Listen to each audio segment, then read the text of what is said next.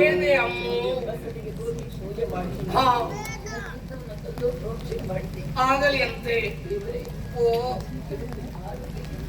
ಅಮ್ಮು, ನನ್ನ ಆರೋಗ್ಯದ ಬಗ್ಗೆ ಏನು ಹೇಳಲಿ?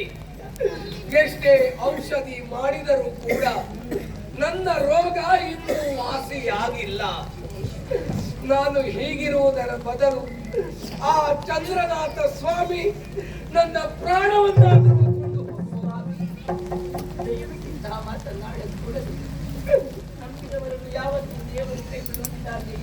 ನನಗೆ ವಿಶ್ವಾಸವೇ ಇಲ್ಲ ಅಮ್ಮು. ಏನು ಮಗನೇ?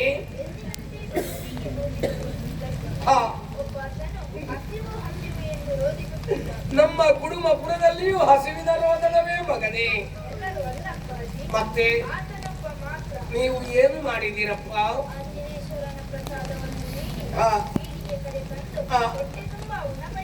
ಒಳ್ಳೆಯದನ್ನೇ ಮಾಡಿದ್ದೀರಪ್ಪ. ಓ, ಆಶ್ರಯ ಬೇಕಂತಯ್ಯ. ಈಗಾತ ಎಲ್ಲಿದ್ದಾನೆ ಮಗ? ಮಗನೇ ಕುಮಾರ, ಹೊರಗೆ ಹೋಗಿ ಆತನನ್ನು ಒಳಗೆ ಬರುವುದಕ್ಕೆ ಹೇಳು. ನಾನು ಆತನಲ್ಲಿ ಮಾತಾಡ್ತೆ.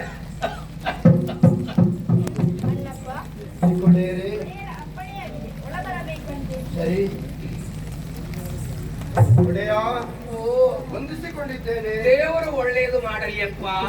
ಮೇಲೆ ಎದ್ದೇಳು. ಏನು ನಿನ್ನ ಹೆಸರು? ಅಣ್ಣಪ್ಪ ಎನ್ನುವ ಹಾಗೆ. ಅಣ್ಣಪ್ಪ? ಹೌದು. ಆಶ್ರಯ ಬೇಡಿದವನು ನೀನೆಯ? ಸರಿ, ಒಳ್ಳೆಯದಪ್ಪ.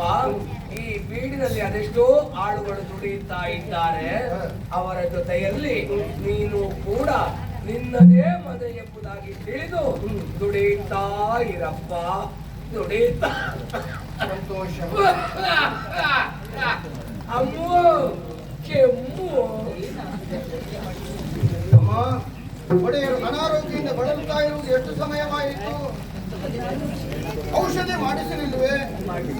ದೇವರಿಗೆ ಹರಿಕೆ ಹೊಂದಿಕೊಳ್ಳಬೇಕಿತ್ತು. ಭೂತದ್ದೋ ಪ್ರೇತದ್ದೋ ಬಾಧೆ ಇರಬೇಕು. ಪಂಡಿತರನ್ನು ಕಲಿಸಬೇಕಿತ್ತು.